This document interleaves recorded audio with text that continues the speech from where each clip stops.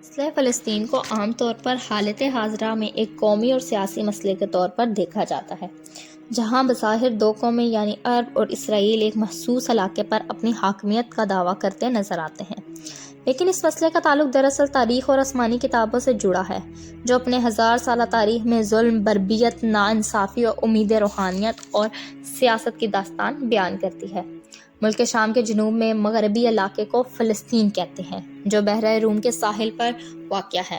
فلسطین کی تہذیب دنیا کی قدیم ترین تہذیبوں میں شمار ہوتی ہے۔ تحقیق کے مطابق 11,000 سال پہلے جہاں سب سے پہلے انسان نے زمین سے فصل اگائی، جہاں پہلی مرتبہ انسانی بستی بنا کر رہنے لگے، وہ سرزمین فلسطین ہی تھی۔ فلسطین یعنی ارض مقدس کو یہود و نصارہ کی مقدس کتابوں میں سرزمین موعود کہا گیا ہے۔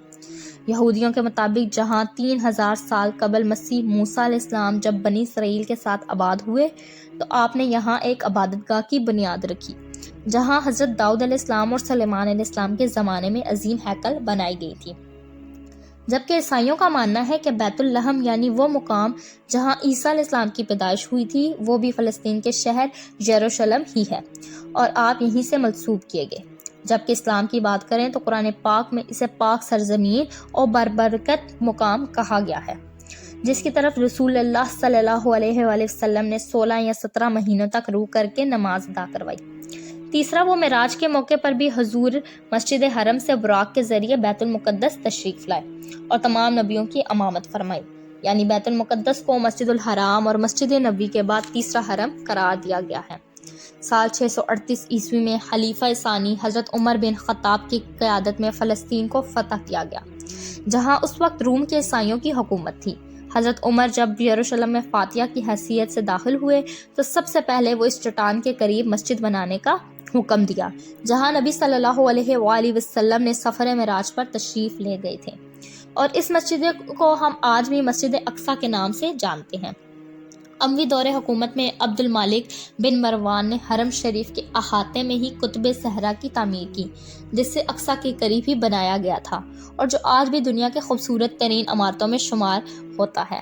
تقریباً 500 سالوں تک ارض فلسطین مسلمانوں کے اختیار میں ہی رہا، جہاں بربر اور عرب مسلمان آ کر آباد ہوئے اور اس زمین پر اسلام اور عربی ثقافت کا ایک گہرا اثر چھوڑا۔ لیکن سال 1099 عیسوی میں فلسطین اور شہر یروشلم پر صلیبیوں کا قبضہ ہو گیا، لیکن بہت ہی جلد اللہ نے ایک بہادر پیدا کیا جس نے صرف 100 سالوں کے اندر صلیبیوں سے ٹکرا کر بیت المقدس کو آزاد کروایا، جسے دنیا آج صلاح الدین ایوبی کے نام سے جانتی ہے۔ اگلے 700 سالوں تک بیت المقدس مسلمانوں کے اختیار میں ہی رہی، جس پر مملوکوں اور عثمانی ترکوں نے حکومت کی۔ جیسے جیسے خلافت عثمانیہ کمزور پڑنے لگی، یہودیوں نے فلسطین پر قبضہ اور مسجد اقصیٰ کی جگہ تیسرے ہیکل بنانے کے لیے پوری قوت لگا دی۔ دراصل ہیکل سلیمانی، جو یہودیوں کی سب سے مقدس عبادت گاہ تھی، اسے بخت نصر اور پھر ٹائٹس رومی نے 2 دفعہ تباہ و برباد کر دیا تھا اور یہودیوں کا قتل خوب کیا۔ لہٰذا اب یہودیوں کا مقصد تھا کہ قیامت کے قریب انہیں تیسرا ہیکل کو دوبارہ تعمیر کرنا ہوگا اور فلسطین میں عظیم یہودی ریاست کا قیام کر کے ہی اس کا مسیحا یعنی دجال کا ظہور ہوگا، جو پوری دنیا پر حکومت قائم کرے گا۔ لیکن آخری عثمانی سلطان عبد الحمید کے جیتے جی وہ اس منصوبے میں کامیاب نہ ہو سکے۔ دراصل یہودی قوم سلیمان علیہ السلام کے بعد در بدر مختلف ملکوں میں پھرتے رہے۔ 2000 سالوں تک ان کا کوئی اپنا ملک یا ریاست نہیں تھا، لہٰذا 19ویں صدی میں صہیونی تحریک کا آغاز ہوا، جس کا مقصد تھا کہ دنیا میں بھر میں پھیلے یہودیوں کو فلسطین کی طرف بلایا جائے اور یہاں ایک یہودی ریاست قائم کی جائے تاکہ یہاں ہیکل سلیمانی کی دوبارہ تعمیر ہو اور یہودیوں کو ان کا حق ملے۔ چنانچہ پہلی عالمی جنگ کے بعد جب سلطنت عثمانیہ کا خاتمہ ہوا تو فلسطین پر برطانیہ کا قبضہ ہو گیا، لہٰذا یورپی ممالک نے صہیونی تحریک کی حمایت کر دی اور دنیا بھر کے یہودی فلسطین آ کر آباد ہونے لگے، جس کا نتیجہ یہ ہوا کہ یہودیوں اور وہاں موجود عربوں میں تنازعات بڑھنے لگے۔ لہٰذا ایسی صورت میں UNO نے فلسطین کنٹرول سنبھال لیا۔